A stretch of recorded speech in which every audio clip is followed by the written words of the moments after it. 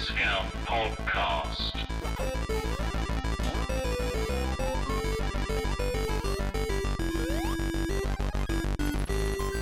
Welcome in, you cheap beggars, to Discount, the bargain bin gaming podcast hosted by three people so small you may think that they're the average playtime of the Stranded Deep Platinum Trophy owner. Oh, good. Topical. Yes, Okay. topical. Yes. Or tropical. I don't know where that game's set. No one does. Okay. Somewhere deep. In the Stranded Deep. Stranded Deep. You know what else is stranded deep? It's amazing. Nice. Nice. A nice, relevant 3-month-old. 3 months old. I'd like to point out Josh told me I wasn't allowed to talk about it, so I just decided to put it in there. Yes, I am one of your hosts. I am the left side of a controller that slowly grows more useless as you get further through the tale of two brothers. My name's Josh. I'm plugging into player 2. Playing a first-person shooter masquerading itself as a phone sex game. I'm Darren. Hi. And dropping her inventory on the floor so that her partner can pick up the inventory instead of just trading it like fucking normal people. It's me, and I am in a castle, in a Speedo, getting evil people to do my doing and flirting with teenage girls. It's Karis. Yeah, Karis is actually recording over Zoom today. Yep. All accurate. Yep, she is in a prison right now, actually. For the last bit of that. Yes, just because of what happened. I'd like to point out, as a teacher, I need to make it very clear that that was a joke, and I do not flirt Too with late. teenage Would girls. you like to have a seat?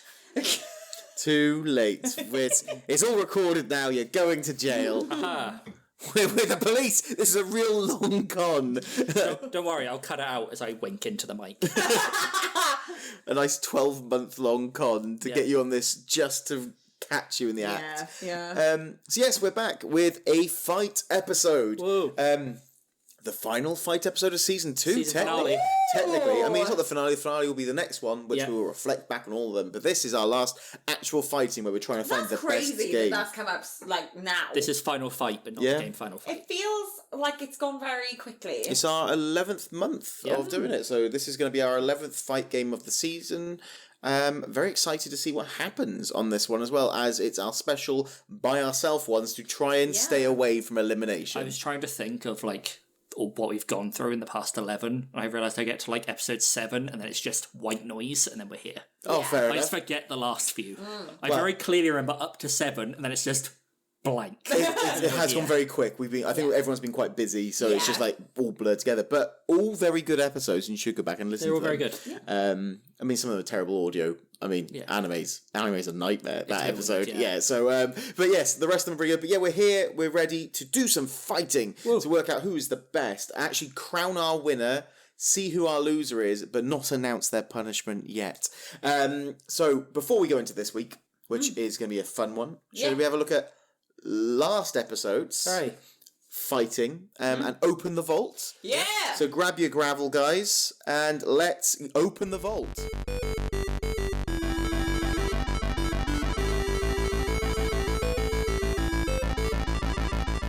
So yeah, we're in the vault now. It's quite spacious today. Yeah. It changes the vault constantly. It does. This one I didn't feel was in the ground. Okay. I don't know. This is. I feel like it had extra squeaky hinges today. Yeah. It's. It's I all imagine it's like a hinges. shed, so it's just like it needs a bit of an oiling. Maybe it needs a heart, like With a all Tin the Man. games in there. Yeah, all those 10 games, 9 games so far from this season, Yeah. and 10 games from Often. season. 19 yeah. games. 19 games in there. Some of them are good. Some of them are terrible, but we didn't really have much choice. We still love you, Blood Bowl. We don't. Do you? Blood Bowl 2, just to clarify, is the bad one. I don't think Blood Bowl 1's much better, but that's fine. But yeah, we'll look at last episode, which was Life Sims. Yeah. So I put a poll on my own account. I should have put it on the actual discount one, but I forgot for time based. That's fair. That's okay. I mean, any one of us could have done it, but I know how it goes. Yeah. We'll have our jobs. Yes. Do we all have our jobs? Yep. Yes. Oh, yes, Karis is very adamant we've got an equal share of labour right now. Yes. Perfect. So we have 3 games to look at, which was 2 Point Hospital, Harvest Moon Light of Hope, and Stardew Valley. Yes. Which is the game you think deserves to be in the vault the least? The 2 Point least, Hospital. Harvest Moon. You think Harvest Moon below 2 Point not 2 Point, no, yeah. Well, not only because 2 I'll put Point my teeth back Hospital is amazing, but I just don't think many people would have voted for it. You think people would have voted for Harvest Moon Light of Harvest Hope? Moon is a Genuinely, shit game for yeah. shit people. I genuinely don't think that. I mean, we all know which is going in there, but Like, I honestly, I like our fan base. I think you're all good and decent people. But Yeah. if you voted for Harvest Moon, what the fuck are you doing? no one voted for Harvest Moon. Good. Harvest Moon was our lowest ranked one. It's a garbage game. How many people voted for 2 Point? No one voted for 2 Oh, Point. there we go. Yeah, then I was The right. sweep. I was right. By technicality, we were both right. Yeah, we were. But in- Good for us. But in reality, I think Harvest Moon is the worst of the two games. okay. But yes, Stardew Valley, unsurprisingly, sweep. Yeah. I mean, we all knew that was gonna. the- it's the game that realistically I think got the hardest sort of flack last episode. Not because it was a bad game, it's just the categories didn't fucking play to its Yeah. strengths, you know? But it is a great game. I I think mean, to be fair, you picked a life sim that wasn't a life sim. I got confused by And the you the picked binary. fucking Harvest Moon. I did, yeah. You picked a war crime. I did. I'm sorry. But did I pick a game that I knew would win because of Yes. Keris? Yeah. So yeah, I got confused. But yeah, Stardew deserves to be in here. I mean, does. it's a game that Darren has since streamed, which was a lovely little stream. It was. Very nice, yep. I think Keris got very excited. I think me and Keris might actually start a 2-player version of it Yeah. and get very Much more angry at each other. Yeah. I mean, you can't really get angry at each other in Stardew as long as everything's watered in your blood. I think we can find a way. I was going to though. say, you say that. Lauren very regularly gets angry at me in Stardew. Yeah, but that's because she's an insane encyclopedia on it. That's because if you don't plant things, the soil goes away, and Yeah. she puts fertilizer down, and then I harvest the crops and forget to plant things, and then the Yeah. fertilizer is lost, and then she yells at me. I get it. While I'm on Okay. like floor 60 of the mine, and I'm like, well, I can't hear you over all the rock. But yeah, we're going to put Stardew Valley in here, which might be one of the best games to go in Yep. there. I think everyone, it's like a universally loved game, Stardew Valley, Yeah. for the most part. Probably top 5. All time for you? In the Oh, vault. in the vault. No time for me now. Yeah, in the vault, I think it's one of our best games. I think it's probably, out of the 19, it's got to be top 5. I Yeah. can't remember them all. Yeah. But we can find out which are the best ones on our next fight Yeah. episode. Yeah. So should we close the door? Close the door on that on the scared little Stardew Valley. Go to bed at 2 a.m. to wake up at 6. Yes. And should we go and look into what we've done this episode? Sure.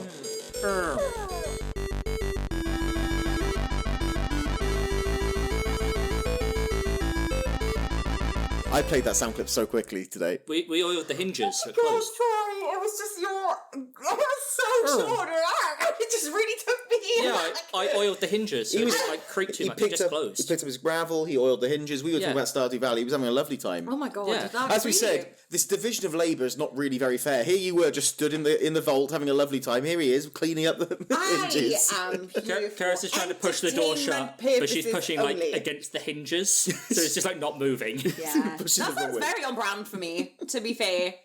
But yeah, so should we jump into this week's one and look at Yes. the genre? So last time, so 4 weeks ago or something like that, Darren pulled a game from his special genre generator. Yeah. And he pulled Weird Mechanic. So Darren, what is a weird mechanic? It's a mechanic that weird. Yeah, perfect. That's Pretty it. simple stuff. Yeah, so I think when we originally put it in, the idea was it was going to be to do with a gaming mechanic that was peculiar or odd or something along those lines. I actually saw a review the other day where someone had done, it was like a throwback to when, I think, it must be PS2, where the two joysticks, and it's like, it was going, well, it doesn't make sense moving forward with the left one and then turn around. This won't ever keep on. This makes you motion sick. So weird mechanics can be the way that things move forwards, I suppose, is what I was trying to say. Like, you know, it doesn't have to be...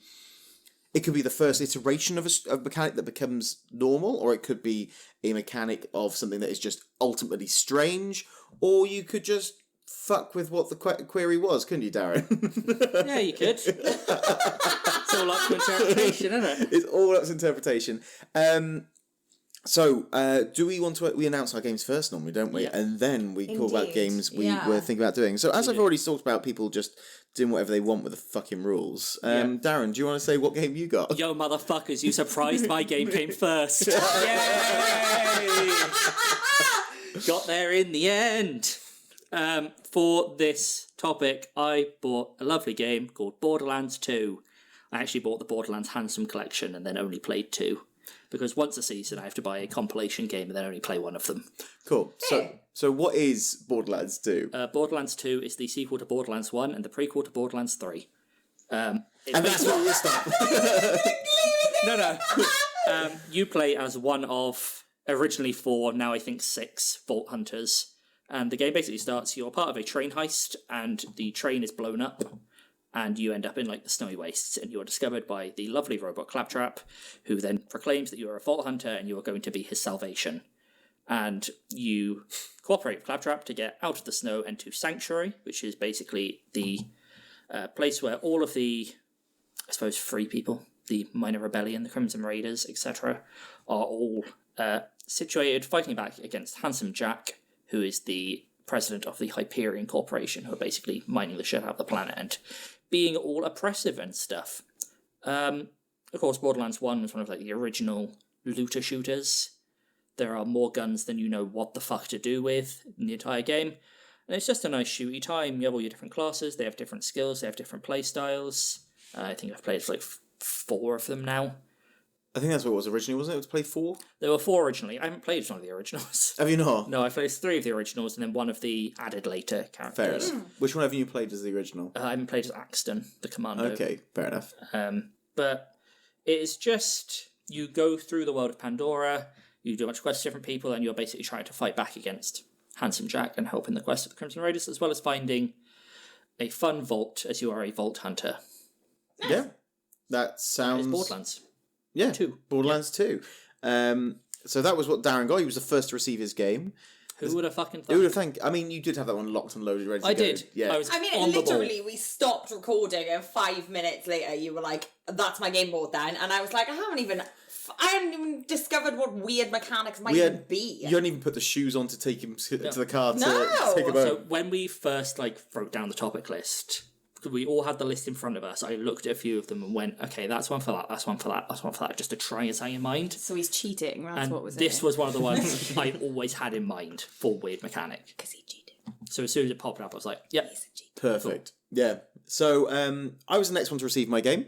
And I bought Death Stranding. Yeah, fucking explain this one. So, right, Death Stranding. What I'm going to do is give you an idea of the premise of it and then give you the brief plot.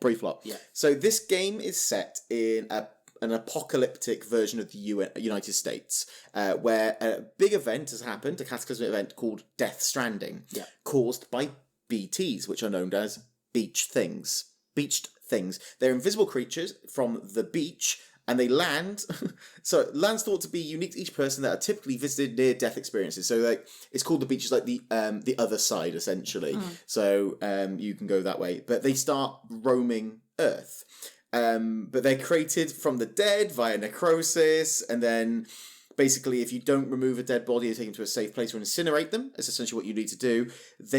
Bodies can then die and they explode in the scale of like a nuclear bomb, and that's known as a void out. Jesus. They also produce rain known as timefall, which rapidly ages and deteriorates those when it hits those. And these events basically damage the entire country's infrastructure.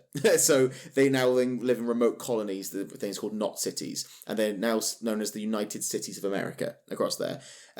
So those colonies are now relied on people called bridges. These are like porters that go across the place to deliver stuff. And there are certain people who have these sort of mental connections and can sense these BTs coming, so they can then avoid them or hide from them, and you play as one of those. But you also have people who have mental connections with these things called BBs, which are bridge babies.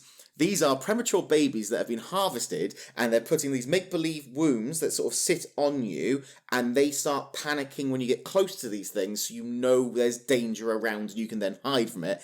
But if you accidentally see them, they can then grab you and drag you down and potentially kill you.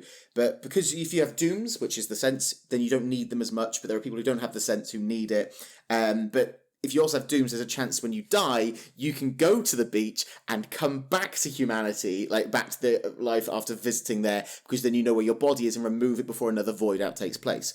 So that is the world you're living in. Now for the plot. Now for the plot. What? Wait, no, no. What do you mean now for the plot? That's the world you're now living for in. the plot. Big shout out to Hideo Kojima. Of course, it's fucking him, of course. But you basically play as Sam Bridges, who's Norman Reedus. You are basically a transporter. Your job is to run things around. You start off, you get caught by Leah Sedo's character, who gives you a bit of information. You then have to transport a corpse. You then have to then befriend a faulty BB. Basically, this guy dies. You take a BB off them. It's faulty. It's meant to be exterminated, but you keep hold of it and so you can rehabilitate it. And then you find out that your adopted mother is on a deathbed and she actually happens to be the President of the United States. And your whole journey is to try and reconnect all the cities across America to try and unite it and become the United States again. That's pretty much the premises, is that you're going to be taking different items from to different cities and create allies to then take back the United States from this. And that's the idea. There are also giant black whales. Yeah.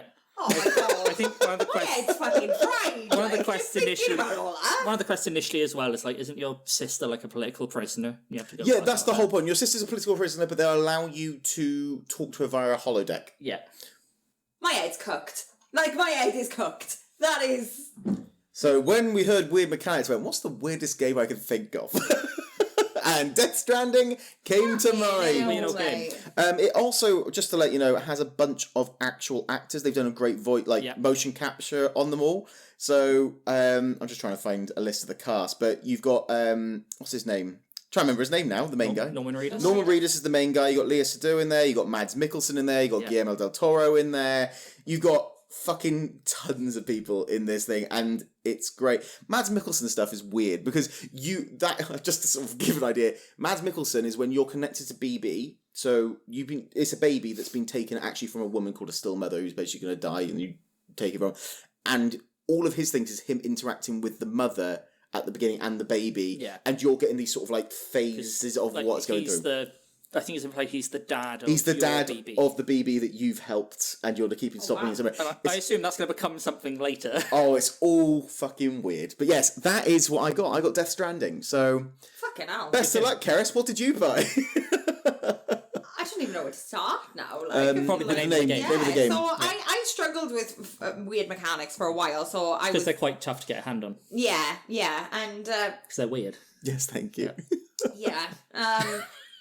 Thanks That's for right. that. I did struggle with this for a while. But I ended up getting Persona 5. Good game. Great game. Basically, yeah, that was why. You guys have spoken about Persona 5 before. I know that it's got a soundtrack that is absolutely bopping. Yeah. And I chose it for the social kind of aspects of it, for the weird mechanic, really. But for those of you who've never played Persona 5 before, you've probably heard about it on this podcast before if you have listened to past episodes.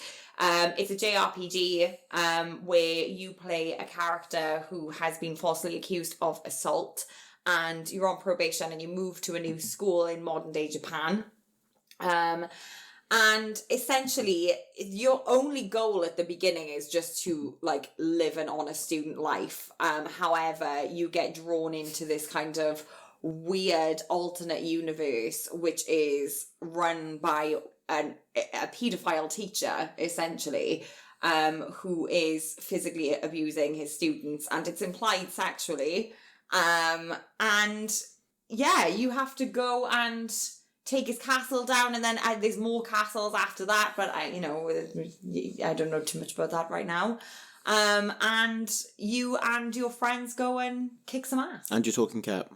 And the talking cat, who I love. I wish I could bottle the feeling of how quickly Persona 5 goes fucking wayward when you start. You start off, it's just quite normal. Yeah. And you're basically, all the adults are fucking shitting on you for Yeah. like an hour, going, you're terrible, terrible. When it turns out all you did was try to stop a rape from happening, Yeah. like a good guy. And then it just Yeah. goes, let's go fucking mental now. You just enter that, what's it called? I can't remember what it's called now. The other world. Oh, the fucking... I played this last night. Why It's- can I not remember? Hang on. My brain's saying metaverse, but that's not it. No, I can't remember what it is, but you go No, into I this... think it is Metaverse. It's something like that. It's something like, I don't think it's the metaverse, is it? Because that'd be be rough if it was. But you just switch into this other world and things start to make sense for you with this Ryuji is initially, isn't it? And Morgana. Best boy. I love him. Ryuji's your favourite, is he? It is the metaverse. It's the In the metaverse. metaverse. But yeah, He's you great. go into there and that's where you start finding these castles of these bad guys who are like creating hell for other people, essentially. And then you got all the personas, which you could then collect and fight with and all that sort of thing. Be like, I'm just going to school, I'm taking the train to school, I'm in a magic castle dungeon. Yeah. And Excuse now me, I'll go. what? Now I'll go play some baseball. What? Good game though. Great. It's very interesting because obviously it's set in modern day Tokyo, but it's got actual real world locations like Akihabara. Akihabara. Couldn't get that out. Shinjuku Capybara. and Shibuya. But yeah, it's very cool. It's a great game. It's a visually great looking game. Yeah. I would say all three of these games. I mean, like Persona 5 is visually beautiful as well. I think what they've done with the Stranding is visually amazing, and I think a lot of people love the style for Borderlands. It's got a very That distinct cell style, shaded, it's like a sort of unique look to it. So those three games we ended up for weird mechanics. What were some other? I know Darren had that locked and loaded. Locked and loaded. Honestly, I didn't think of anything else. I thought briefly about maybe BioShock. Just because of the dual kind of the plasma and the gun thing, but I didn't think that was weird enough because like obviously a lot of games do that now. And then I came across this. It was kind of like I think I actually ended up scrolling through Reddit to try and be like, what do people class as a weird mechanic? And this came up pretty much straight away because of the social kind of aspect of it. And I thought, what a great excuse to play this game. I had a bunch of games I was thinking about. So there were three that I sort of narrowed it down to. But before that, I originally thought, and it was annoying because what would have been great was the original Metal Gear Solid game because it's got one of the most iconic moments in game where you have to unplug the controller and put it into which is why I was thinking, like, with the remaster, how are they going to do that on PS5? I wonder if you like... You have to turn off your controller, turn it back on. I don't know. They're going to have to do something about it because you can't replicate that. But that's like a really weird... That's a strange mechanic that I think people would love to replicate. So I thought about that. I thought about Katamari. That's pretty weird. Because it's a weird old little rolling game. I thought about Goat Simulator briefly. There's a bunch of Switch games that came to mind as well. But the ones I was mainly looking at, I was looking at the one which I did for my intro, which was Brothers: A Tale of... Tale of Two Sons. Tales of Two Sons. That's a weird mechanic. I'm gonna spoil it a little bit. You basically play. You got two brothers, and you control them with one side of the controller and one with the other. So basically split down the middle, and you control the brothers that way. But as you go on, one of the brothers passes away, so you basically have a half a controller that doesn't work, and it's just such a cool concept. In there, and I thought about that, and the other one I thought about was Nier Automata, which has like the chips and stuff in there, but it's only like a minor thing. And that's a weird game. I tell a lie. The reason I got onto Persona 5 is because originally I was actually thinking of doing my Hatterful Boyfriend. That's weird, yeah. But it's digital only. Also, Octodad digital only. Yeah. Which would have been good. That's the weird thing I would say about Nier, as well as the ending structure. The ending structure is it with like different letters. There's A to Z, and they're all different things. Like one of them is for eating a fish. And then it goes, you're a robot, you can't eat fish. And that's ending K. Yeah. You just die because you eat a fish and it gums up your mechanics and you die. Yeah. Sweet, That's ending K. Nier has a lot of weird things going on there. So it was in there. But yeah, those were the sort of ideas that we had. And these are the games we now have to do, to sort of stay with. So should we jump into the actual battle and fight out for which is the best game to work out who is our biggest loser? To fight. Everyone ready? Yeah! Round 1, fight!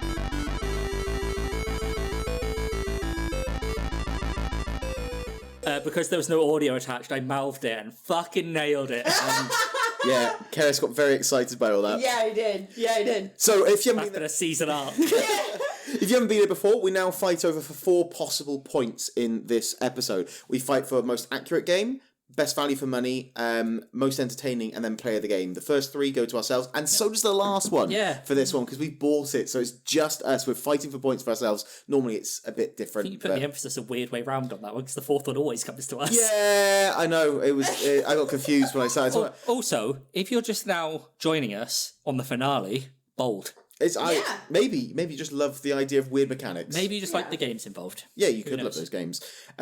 So, most accurate. Yeah. Who wants to go first most accurate? Go on, Darren. Okay. You can't just ask the question and then be like, you. Well, because I know what his weird mechanic is, and it's just... Okay. There's a character in Borderlands called Scooter. He's a mechanic and he's weird. There you go.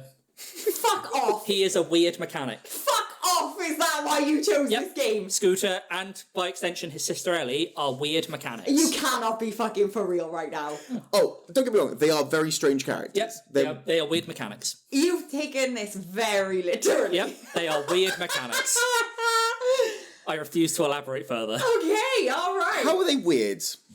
They're very eccentric. They speak very weirdly. I think whenever you do a quest for Scooter, one of his side quests is to find him dirty magazines, which is always entertaining. Nice. But- And why are they a mechanic? Because they work on cars. Nice. Finish the weird bit first, I think. They're very, their family is notoriously incestuous, and Scooter repeatedly talks about having a crush on his sister. Is he inbred? Yeah, probably. Yeah. But they're just in a game which we've talked about this before, where Josh has said he got on better with Borderlands 3 because it's more embracing of how weird it is, the concept. Yeah. This one, a lot of the characters take themselves very seriously, so it's funny to see Scooter in the context of that, where he's so fucking odd. He's got this super exaggerated southern redneck accent. And he's very sort of distinctly inbred. He's an idiot. He tells you about how there's a pimento taco or a pimentaco in the glove box of all your cars. But he's just in a game which feels like it's trying to take itself seriously. It's got this very sort of, the strong rebels and the big threatening villain. He's just a wonderful, eccentric little ball of loveliness in the middle of all of that. Nice. And he's just a strange guy. Gareth, what's your weird mechanic in Persona then? So I mentioned it a little bit, but and oddly enough, not to but I haven't actually gotten to the point yet where this is super important, but I know that it is. Where part of the mechanic of the role playing is that you actually have to. Well, I'm getting there. You have to build your companionships and bonds with people. Yeah. So what you choose for dialogue and what you kind of choose to do with these people is really important for the way that the game goes. And I just found that element of, this is really my first JRPG anyway, but I thought that it was a weird but cool mechanic that your journey through this game does largely depend on how you socially interact with people also. It's, as you said, it's like your first JRPG. I think it's quite a common thing in JRPGs. They put, Yakuza has quite a lot with bonds in there as well. Those ones. It's not the same. Less so. Yeah. I think Persona is one of the more focused ones. But then look at Octopath, that's quite focused on bonds as well. But Sort different. of, again, the way Persona does it, I think is quite different, where it's every individual person then has their individual and there are benefits to each person. Exactly. How do you spend your time? Also, you are Yeah. limited for time, so you cannot socialise with every single person, really. And I also found it quite cool, just on a personal level, that they base the different personalities and bonds you have off different tarot cards. It's cool. Yeah. So, the prison guard is the Fool, Anne is the Lovers, I believe, and I just thought that was interesting. It's a cool thing. It's everything about it. I think is quite cool. Like I said, it's one of my favourite games of all time. So it's hard for me to try top and shit. Top five. It could be in there for I me. think Yeah, it's top five. I think it is number 5. I don't think I could shit on it too bad. Yeah. But that is, I it's just trying to work out. As I said, I think it's a really cool mechanic, but I Yeah. think it's a mechanic that you see little bits of. I just think it's more developed than a lot of ones. Yes, So I'd say. yeah. Weird mechanics in this game. Go ahead. Several. One is the steadying of yourself as you walk. If you're overburdened, you have to hold L1, R2 to make sure you're not sliding. Stop it. Yeah, because you carry things over This big game is a mountains. head fuck, man. The social interaction style of bridges and ladders and stuff. You can put ladders down for other people to use. So you never see another person, but everyone is together. So you are working in the same world. You can build platforms for each other, and you climb bits, and you give likes to each other, and that benefits you. But the weird mechanic that I'm really going to focus on is the pissing mechanic. Okay. Not where I thought you were going, don't worry. Yeah, no. So you can piss in this game. You also have a water filtration thing where if you walk through water, it automatically filters thing and then you drink it. Great. But you can piss, and it looked like it was meant to be a weapon. But it's not a weapon. If multiple people urinate on the same spot, mushrooms will grow that you can then eat, and it gives you benefits, which, like, the weird mechanic in this is the strange, I think for me, is the strange social interactions. I know the walking and the measuring yourself is odd, and like how it puts itself together is strange, but the social, like the online social side of things is just it's cool, it's really cool, but it's just strange. I don't think it's fully utilised to its best intentions. Like, a bridge built there, really helpful because you can like that, but urinating to get some mushrooms together just feels it was mushrooms. Yeah, literally there was an event called, was it something like Urine, what was it called, Urine Fest 2K19 when it first came out, where people were like agreeing to piss in certain spots because also he's come out and said that there's something special that's meant to happen, which is not just the mushrooms, but enough people piss in the same spot, something big will happen in the game, which I completely believe would happen with him. But he's like that kind of guy. But it's that sort of weird social interaction mechanics that I just think is crazy. I don't know. Listen, I'm gonna level with you guys. I don't know if we can beat piss mushrooms. Go on, Darren. Go on, shit on this. My feeling towards it is like the idea of it growing mushrooms is odd but cool. But I don't think the whole aspect of that is that weird. Just because the entire selling point of the game and its plot is the idea of connecting the cities and connecting the people.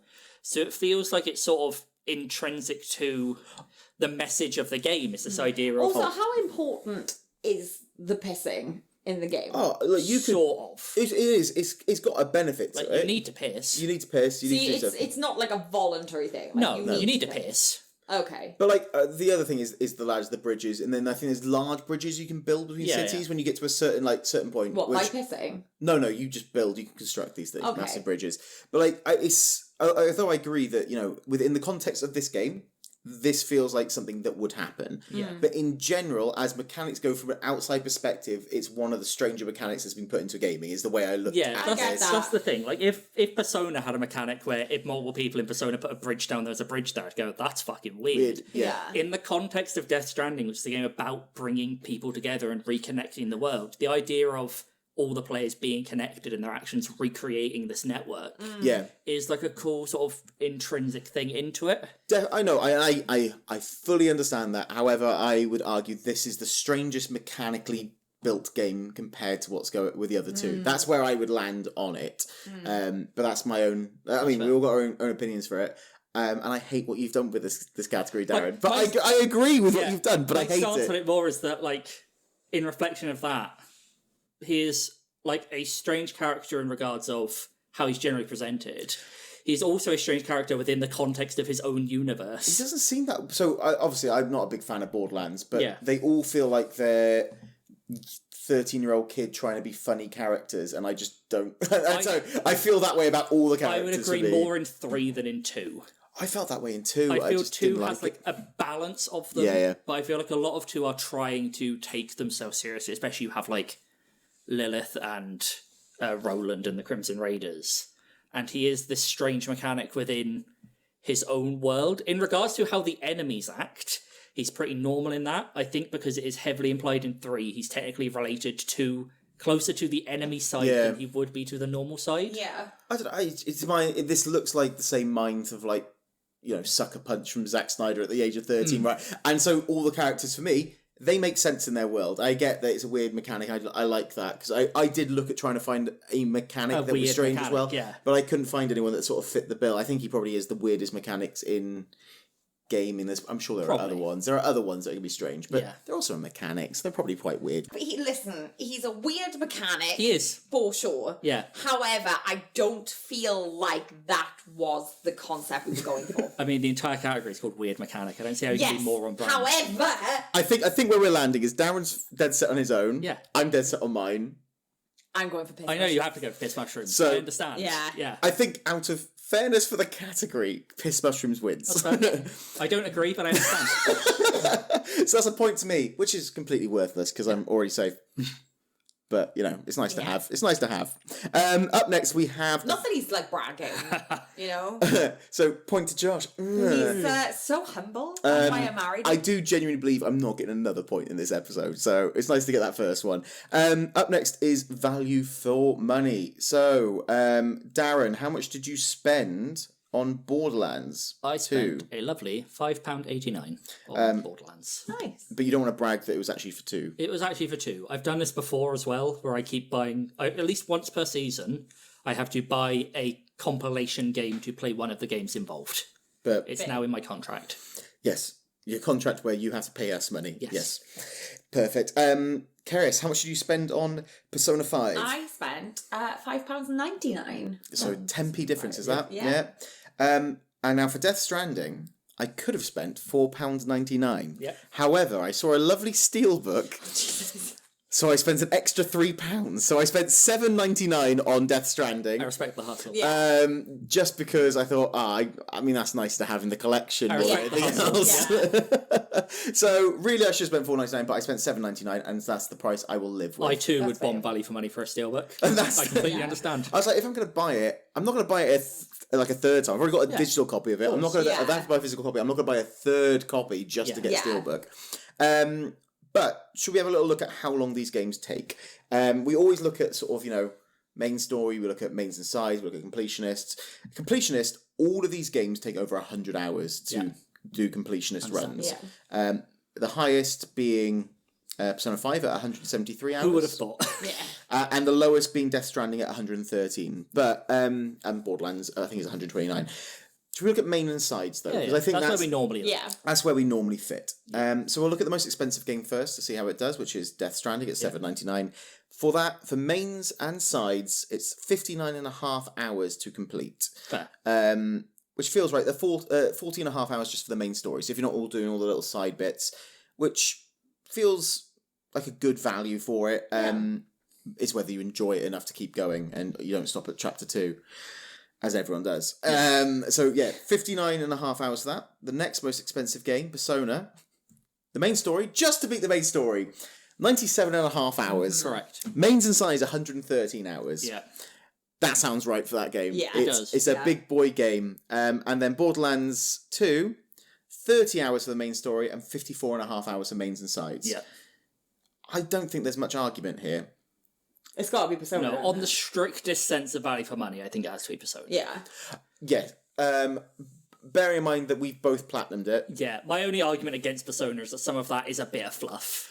It is a little bit of fluff, but I mean, I've definitely put 150 hours Yeah. into this game, and I don't regret a single hour of that. No. I do think Borderlands 2 probably has the most replayability to it, which is where you could argue that goes up. But even if you're doing completionist runs, that's hitting 129 hours. I don't think you'd replay completionists. I think you'd replay like mains and sides. Yeah, but like if you're doing completionist with 129 hours, that still doesn't hit mains and sides. Mains and sides is about the same day. Yeah. It's Yeah. that sort of. I think just Persona 5 has just so much content in there. It has to take this one. Although I would argue that with Borderlands you probably do get more playtime out of it in the long. Yeah. Like you're gonna dip back in. Like that's the difference. You can dip back into a Borderlands. You're not going. I've got some friends around. Should we just jump into half an hour of Persona 5? Yeah. Should we just play the opening interrogation scene? Again and again Yeah. and again. Yeah. So points for the second go to Persona 5. So up next, I think is going to be the most fought after one, which is most entertaining. I'm going to go first, just because I know I'm not going to win this one. Yeah. I think this is a brilliant world, brilliant setting, very interesting how it's put everything together. It is so story driven and it's so cutscene, like they want you to see these cutscenes, that they should just release the cutscenes. Yeah.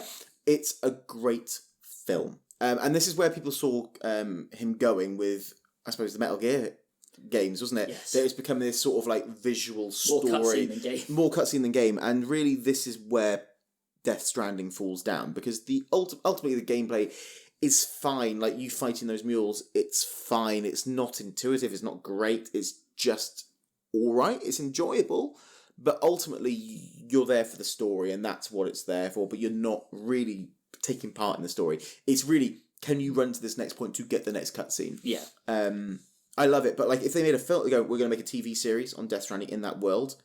Yeah, I'm fucking watching that TV series because it's going to be great sci-fi. Yeah.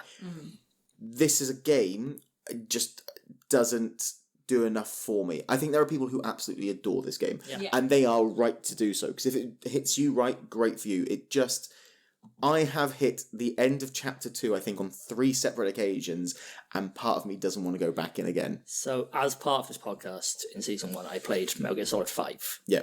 And at least with Metal Gear Solid 5, I felt like there was enough gameplay, enough sort of enjoyment and interesting stuff going on to warrant, like, the fucking half hour of cutscene that was awaiting me. I also got to chapter 2 in Death Stranding. I don't think the gameplay warrants the cutscenes. You walk around for a bit, and then you are talked at again for 10 minutes. And then you walk around a bit more, and then you are talked at again for 10 minutes. I don't think there's enough going on in between for me to put up with the cutscene that then follows it. It's great concept, is the way I look at it. It's great concept. And beautiful execution is just not a game. It's the wrong medium to be doing it in. I can see why he wants to do it this way, but it's just... I know I'm deliberately talking myself out of the point, but not deliberately, but it is one of those games that I don't see it being a competitor for most entertaining. So, yeah. Great. Honestly, I do think everyone should have a little look at it, see what it is, but I think watch a video of it. I think everyone should try it. Yeah. 100%. It's So it might just sort of hit you just right. Yeah, and if you got PlayStation Plus, it's free on there. It's free on there. Yeah, So- that's how I played it. Download it, have a quick go at it. But yeah, that's me talking myself out of Death Stranding for most entertaining. However, I love those cutscenes and I love the story. So Yeah. And the story's incredible, yeah. cool. Who wants to go next for now? Most entertainment for you two. I'll go. Oh. I'll go. Keris Right. looked very concerned. Okay, I'll go. I have completed this game 3.5 times. I fucking love this game. It is one of the... Not the best feeling shooter, we discussed this. No, best feeling shooter is Destiny. It's original Destiny. One of the best feeling shooters I've ever played. It is endlessly entertaining. Like, I don't think there's a moment of it I would describe as dull. Yeah. There are lulls in the entertainment, but there's no part of it I would say is like a slog to get through. There's always something entertaining happening, or some sort of dialogue entertaining that's happening, or some part of the gameplay that's entertaining. Even like there's a place where I think I stopped one of my runs a while ago where you get to like this hilltop town and there's a bunch of quests around there, and I sort of struggled with that initially. But part of that is still you're dealing with like a clan war between an Irish pub and a group of people who live in caravans and are dirt rallying, I think. You are dealing with the city basically being like sound wave bombs. Everyone's going mad from like the waves in their head. Right. And then you go up there and you help this woman who's communicating with you, and she like puts a shield down. She helps you like put things, and then she's like, "Can you set up this mortar system just so we can like get it off of us and deal with like anyone who comes to invade?" And you go, "Yeah," and you go through all this thing, and she goes, "Can you put in these coordinates?" And you're like, "Yeah, whatever." Every time you go up there, there's a guy who is an asshole, and he's a sexist, and he's just a dickhead, and he's always yelling at you for being a prick. And you press it, and you watch this fucking ball go into the air, and you watch it land, and you watch his house just fucking crumble off the edge, and she's like, "That's the stuff." Now actually put in these coordinates. This is the real stuff. Or like I told you about this is a minor story, spoiler for the story of Borderlands 2. You start off with Claptrap, and a joke established early on is that Claptrap cannot climb stairs. In the first place you go to, you have to operate a lift to get him up to the top level. At the very end of the game, you're making the lead up to the final boss, and the one thing standing behind you and the final boss is a big set of stairs. And it's so fucking funny because you've just got Claptrap left of you. Everyone else is like peeled off, and he's like, "No!" Like at the bottom of this fucking staircase. It's like, "Go on without me, I can't." But it's just full of like endlessly entertaining moments. There's so many little dumb bits. You throw a birthday party for Claptrap because nobody likes him, nobody comes, and you have to stand and watch him dance for 3 minutes on his own. Oh. It's so it's much funnier than I'm explaining it because he's so into it. Oh, nice. Okay. But it's I've played it 3 different times as 3 different classes. I think it's so much fun. I think it's such a great time. I think it's entertaining. I'd go back and play it again. I played like a fucking 4th time for this, and I was having a great time. Yeah. Yeah, fair enough. Yeah. Josh doesn't like it. No, but I don't. Josh is wrong. That's I fine. don't like Borderlands. Don't like it. But I understand the entertainment thing in it. It's simple. So I don't like the humour in a Borderlands game. So you're like endlessly entertaining. For me, it's not. Some of this dialogue's a fucking chore for me half the time. But I get the like slow dopamine drip of like just I'm killing someone, I've got a new weapon, I can then do this. I think it almost gives you too many weapons in this sort of game, which feels weird for me to say. Like, I feel like, I know for a loot shooter, you're looking for that. I just think there are so many drops, you almost get, oh my god, there are so many, and they're all different styles of guns and stuff like that. I think that's a thing that a few people have said. Yeah. Like, the thing I always liken it to is a lot of people complain about the game Neo. Yeah. Because that has the same thing. You're endlessly running weapons, but I love that because I love the ability of, like, I stop, I fill up my bag, I go through, I hit all the top weapons, clear out the rest, go. Yeah. Like a repeating loop where I feel it's the same thing. You feel like you're always improving. Yeah. There's never a point where you're like, I'm just stuck with this fucking gun now because you're about to get 6 more. Yeah. And one of those will be more your speed. So you're like, cool. There's never a point where That's it fair enough. stagnates. Yeah. No, I get the appeal. It's just not for me. So what are we going with Persona 5? It's hard to follow that, really, but because you're so, like, passionate. I love about it. Yeah. Great game. But right, Persona 5. So as I said, I've been wanting to play this for a little while, and this was something that was an excuse to force me to play it, really. And I will say, and I this is something we talked about, is the first couple of hours I was thinking, I don't know, is this, because you're just kind of like a student living. And then it just goes from fucking 0 to 100 so quickly. And there's lots of things we can talk about it. We've talked about already. It's really, really visually stimulating anyway. It's really beautifully done. But it's just fucking fun, man. It is literally like being in an anime. Let's be honest. And the premise of it is amazing. As soon as you kind of go into it, it doesn't stop. Like, as soon as you get over that initial kind of like, oh, okay, we're just getting into like what's happening, it doesn't stop. It's just there's fun, there's action, there's so many things to do. It's open world-ish, but not open world enough that it's like distracting. It's still pretty linear, so I enjoyed that part of it. The characters are insane. The fact that characters are great in that. The main villain that I'm fighting at the moment is literally walking around a castle in a Speedo and a cape is remarkable. There's talking cats. I'd say so much. All the characters you work with, I would say there's only one that's not entertaining, and he's deliberately not entertaining. Yeah. Can't remember, is it Foxboy? Yusuke. Yeah, he's deliberately dry and really like pretentious and boring, and everyone sort of like makes fun of him, and it works. And I mean, it's got the typical turn-based fighting system, which I think is a really, like, the way they've got that built, it works really nicely. Yeah, it's got a lot nice. of nice sort of It's features really layered, nice. yeah. And I will say as well that, like, one thing I didn't expect going into this is that I didn't expect the story to be captivating, and it is. And there are minor spoilers here, but obviously there is a moment, as I mentioned before, that the main villain is a teacher who it's heavily implied sexually abusing the kids, but also physically abusing the kids as well. And one of the characters that helps you after this is brought on because her best friend is kind of rumoured to be in a relationship with, and I put that in air bunnies, with this PE teacher who is abusing the kids. And she's so emotionally distraught by it that she tries to commit suicide. She jumps off the balcony of the school. And up until that point, it all been kind of like, oh, okay, this is not fluffy because obviously we're dealing with a paedophile teacher.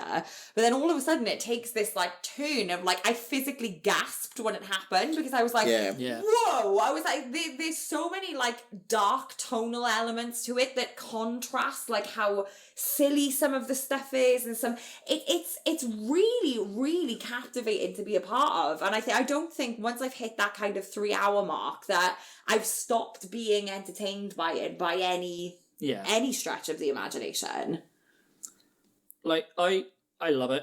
As I say, I think it's my 5th favourite game of all time. I'm standing in there. Yeah. I also think it has what we will call the Resident Evil 7 problem, where that is the peak of the game. See, I don't think it is. I mean, I get I that. think if you split the game into quarters, the first quarter is very good, the fourth quarter is very good, the second quarter is good, the third quarter is a fucking slog. Which one's the third one? The pyramid and the space guy. I didn't mind that one. I thought that was I liked that. So I like the pyramid one. I think it's fine. I don't think it's at the level of the 3 before it or the last one. I get that. I mean, you can never. It's not going to always keep rising. No. You know, it's never going to. It's important just to contextualize this as well. Obviously, we've talked about how much content is in this game. I am only 9.5 hours in. And this is the thing. It's one of my favorite games. This is the thing which falls down into. We've already talked about this as the entertainment. I think this game is thoroughly entertaining throughout. It did take me several times to get into it, much like God of War, actually. Yeah. Several times to get into it, and then it got going, and I really liked it. But it does overwhelm you with all the options. You're like, oh, fuck, am I going to miss something out? What's the right thing to do here? What should I be doing? Well, ultimately, it doesn't overly matter. There is a way to optimize it, but it doesn't hugely matter. But it does feel great, those interactions. Everything about it feels great. The issue with it is I have the same issue that we have potentially with what were we talking about last time? There's like not last time, but we're talking about Cult of the Lamb, God of War, for example. That argument where I go, right, entertaining wise, which is the one you'd rather sit down and watch, play? I'd rather jump into a bit of Cult of the Lamb, or I'd rather jump into a bit of Borderlands. Yeah. But which is the one I'm going to sit down and go, this is the game, which is the best game. I feel like this is very much a, either end of the spectrum thing again, where one is like, this is fun, and one is like, this is great for me on my own. I'm going to spend a few hours on my own and just enjoy it and get through the story. And at no point am I going to be disappointed in that. Yeah. that's the I problem. suppose I have the same comment in the case that we did with God of War, where like I fucking loved Persona. I have no desire to play it again. Yeah. I bought it a second time, and it's been sat on my shelf for 3 months. Yeah. Because I'm like, I've beat Borderlands 3 times. Yeah. And I fucking love it every time I play it. I've beat Persona once, and I'm like, I love it, but do I want to fucking commit myself to that again? So like I would really in this one, I think it's a split choice on the two of them. I think it's a joint one. I'm quite happy because like we said, I think Persona 5 is a game that I've had so much fun in my journey with it. Like it's a game I talk about constantly. Now it's just a game that is physically it's just so enthralling and entertaining. Borderlands, not for me at all. Yeah. But I cannot take myself away from what is objectively abject fun. People just enjoy it. So I think it's a split across the two. Because I think I'm happy to split. Neither of you are going to back down on it. No. If I just choose on my own preferences, it's Persona 5 because I just like Persona 5. And I don't like Borderlands, but I don't think that's a fair representation of what is actually the result here. So split points. Yeah. Sure. Cool. That's a point to each of you then. Yep. Play of the game then. Who wants to go first? I'll go first. Go on, Darren. So, the first big boss of Borderlands 2 is a boss called Captain Flint. He's like a pirate captain. Essentially, that's where Claptrap has initially escaped from when he comes to find you. And I've played through this boss 4 times now, and each time the specific character power has been kind of worthless. Well, the first time I played it, I played as Zero, the assassin. His ability is you make like a shadow clone, but that doesn't do much because he just shoots the clone a bit and then continues to shoot you. Then I played as Maya, the siren, who has the phase lock, but you can't phase lock Flint, I don't think. No, and if you do, it doesn't really do much of anything. I then played as the Mechromancer, who gets like a mech partner, which draws a little bit of fire, but doesn't really help you at all. Also a great name, Mechromancer. Mechromancer is a great name. This time, I played as the Gunzerker, Salvador. Oh, that's the one I played as, yeah. So I walk up the stairs, and I'm used to this fight being a hassle. And Flint comes out, and he talks his big fucking talk, and then his little minions come out, and I just sort of, roam around and get rid of them. Salvador's special character ability is that you can dual-wield guns. And I've set myself up sort of going into the room, so I'm like, if I need it, this is kind of where I want to be. Flint comes down off his pedestal. He stands in front of me. He readies his gun. I press the Gunzerker button. I get out both my shotguns. And I just fucking mince his health bar. I'm used to this being such a hassle that I just shotguns. I watch this go. Obliterated it. Oh, that's how that's meant to go. Awesome, because I'm so used to that being a fucking choke point. Even me and on co-op were like, this is a bit of a hassle. It wasn't hard, but it's a bit of a struggle. It was weird when you were talking about it. I was like, I've never found him that difficult. But then you go, Gunzerker. I was like, yeah, that's the one I normally play as. And you're like, all right, that's why. It's not been a hassle for me. Dual wield. His house is like, I'm like, oh, is this how you're Right. That I makes it much understand the easier. game now. It's only taken, 120 hours? Yeah, because I'm so used to the other characters being like, oh, I guess this is supposed to just be like a big fucking first hurdle. Like, Yeah. this is meant to be the challenge of, okay, now you're entering the rest of the game. I think it Prepare probably yourself. is meant to be. Yeah, but when you can dual wield shotguns, you're like, fuck you, on the boat. Yeah.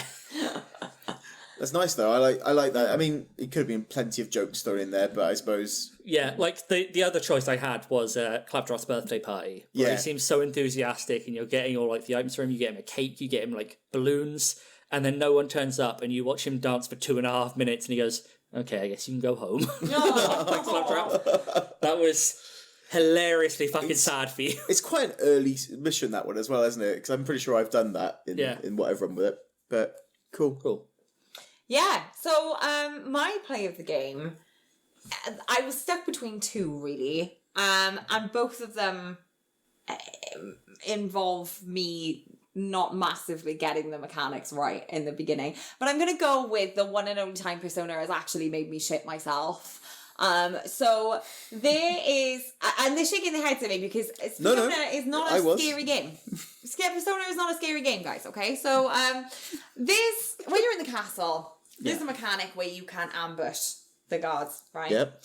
And I've always been very successful at these ambushes. I've been very good. Yeah. I got a bit cocky at one point, right?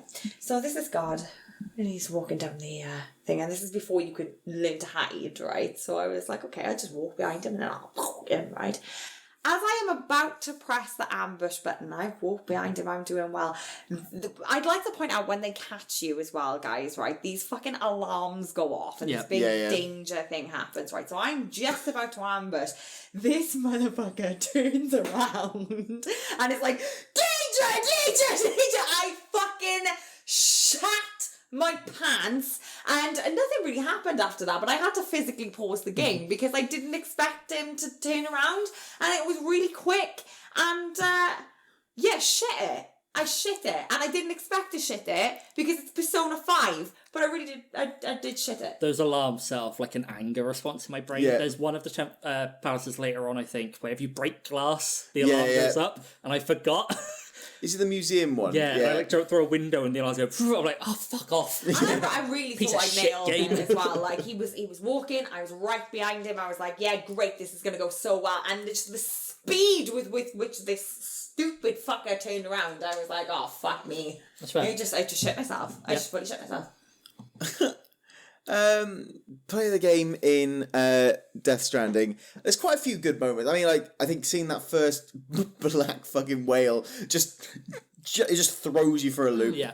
Do you make mushrooms? Make mushrooms. Make a mushroom? I think there's like the music in it by was it Low Raw? I think the lead singer's passed away recently as well. The music's great. I think that when you're walking down, you see this with the music. It's just When you first exit the city. yeah, and it's good, just phenomenal. I mean, that's not my play of the game, And but then you start playing the game, you're like, oh.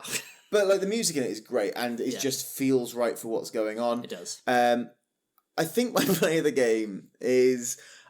I have a horrible thing with. I didn't work out. You can press triangle and it loads you up properly. Yeah. I just try and load myself up. So I'm always like too heavy on one side, etc., etc. I was climbing over this mountain. I was climbing up a rope. Everything's great. And then it starts to rain, which is not good. That means that BTs are coming and bad things are happening. So I start trying to run a little quicker.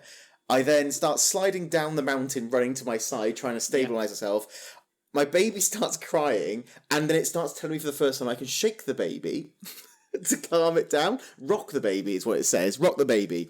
But as I fall, one of these things pops up, so there's black around me, and I'm physically shaking this baby. I'm not rocking the baby anymore. I'm rattling the controller, and the baby's going, "Ah!" in the controller. You're a shaken baby syndrome case study. The baby is getting not less stressed, it's getting more stressed because I'm in the black, trying to run away now. Irreparable I've dropped all my packages in the dirt, and I'm just like, no, just get me out of here, shaking a baby as hard as I can, screaming.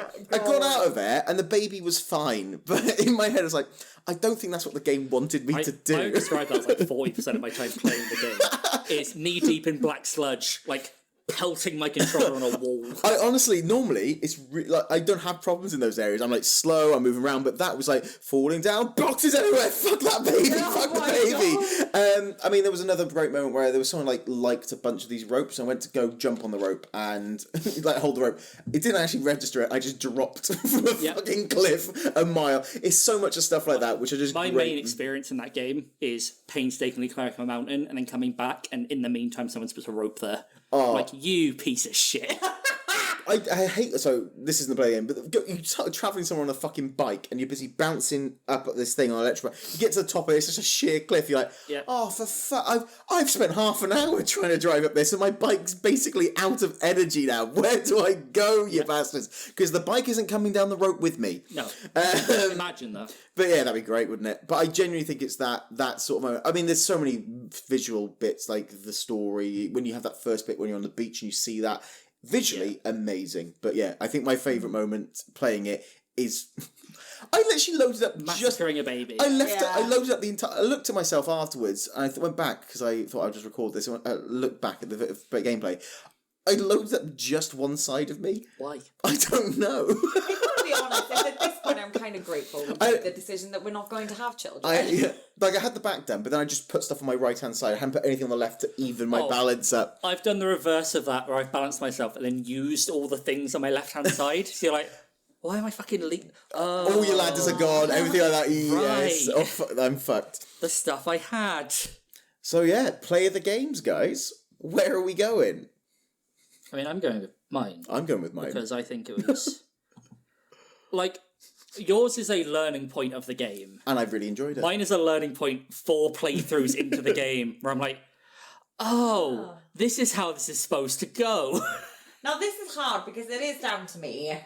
I'm not going to vote for my own. I'll be honest. Just because I don't think it's deserving of it. Yours is really funny. That's to me, just to make it clear, because people aren't going to be aware. Yeah, Josh's is really funny. But also, as you said, yours is a late stage learning curve. I will say, whoever you vote for wins the series. Oh, this is a lot of pressure. Oh my god, guys. The final vote. I couldn't have orchestrated this better if I tried, and I didn't try this because I thought I was fucking free and safe.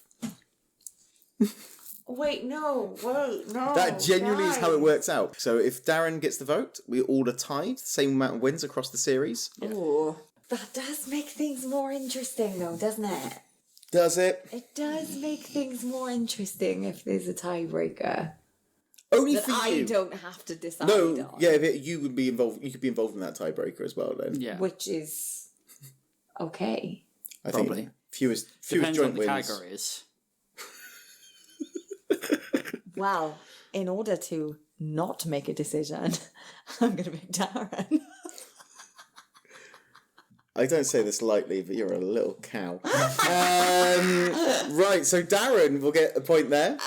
Oh, God. Which means that Darren gets a point for this episode. Genuinely, I think my my BPM is breaking limits right now. Keris is Genuinely panicked watching your eyes. Keris is getting a point for this episode. I'm getting no points for this episode. And we are now all joint on, like, we did it again! 4 wins. We did this last time. But last time I did really well with Vault Games. Yeah. We have to work out what we're doing as a tiebreaker then. Maybe we'll do like 10, all the different possible tiebreakers, and whoever wins the most tiebreakers wins. Yeah, well, and whoever loses the most tiebreakers loses. So yeah, that's the end of this episode. Again, another joint win. We've had how many of those in the season? 4? 3 or 4. Yeah. Whoever knows. How many times have you won, Keris? Don't know. I think 5 times you've won, and you've only won 1 on those on your own, I think.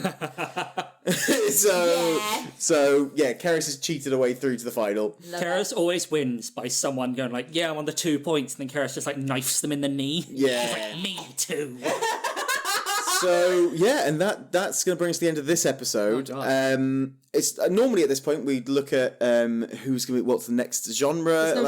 There's no genre. Because Sorry, generator. So what we're going to be doing is next Next episode is going to be another free play and freebies episode, and then after that we're going to be looking back at this entire series, working out which were the best games, what were the worst games. Maybe by the end of whatever we do for that, we'll have an actual solution for who's lost this series. I was going to say, we'll make a big grand announcement. Make a grand next announcement. episode who won and who lost. And they will potentially be doing some sort of punishment, which I think at the moment is probably going to be some sort of long, terrible stream. Yeah. Oh, God. But we haven't worked out what the... 100% completion stream of Harvest Moon Light of Hope. Oh, no, God, in no. cosplay. No. So that's the end of another episode. Thank you all for joining us. To the end of 11 episodes, I think, maybe 4 wins apiece, 4 or 5 wins apiece, I don't know. Good fucking season. It's an interesting season, this one. So we'll be back again in a couple of weeks' time. As always, although it'll be the end of this season, at that point, the following month, we'll be back with another episode for season 3, just starting it all off again, hopefully with some changes, some improvements, and some little bits there and there. Yeah. So thank you for listening. Make sure to check us out on our socials at DiscountPod and at Discount Darren, Discount Keris, Discount Josh. Do check us out. We do stream all of these games we talk about on Twitch as well, which again is Discount Pod. And if you want to see anything that we have played, most of it is on YouTube. We have lost some recordings, etc., with the move and how it all worked. But we've got enough up there, so you get a good idea. Slowly going up. Yeah, and we've got enough of our own legacy games and stuff like that. There's a bunch of Kingdom Hearts by Darren, a bunch of Pokemon by Keris and some Resi, and then a bunch of Souls games from me. Yeah. So do check us all. Make sure to like, subscribe, follow, review, all those fun things on whatever platforms you're listening to or want to get involved with us on. And make sure, if you've got any feedback, just send it our way. We'll always take anything on and try and improve and be better. Yeah, but try not to be a little cunt about it. Nah, do. Just go for Keris. She deserves it. After that fucking decision at the end. Anything else you want to say at the end of this? I love chaos. It's my favourite. Your face when you said that. I wish I could bottle the chaos of this moment love chaos. and wear it on a little fucking bottle around my neck. So, guys, remember, as always, shake your baby. Yeah. Don't let it explode. And we'll catch you all next time. Thank you for being our player 4. Bye. Bye.